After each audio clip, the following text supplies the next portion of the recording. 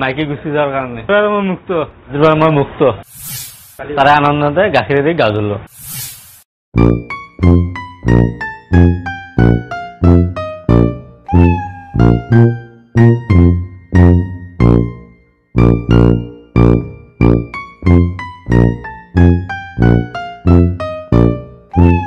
মই মুক্ত মই মুক্ত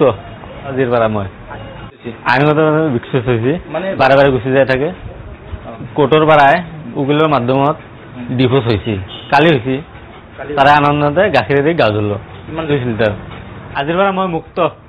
মাইকে গুছি যাওয়ার কারণে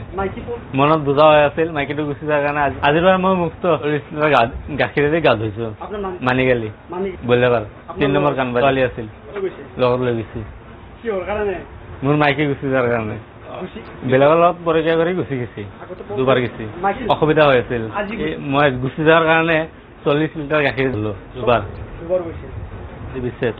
আইনত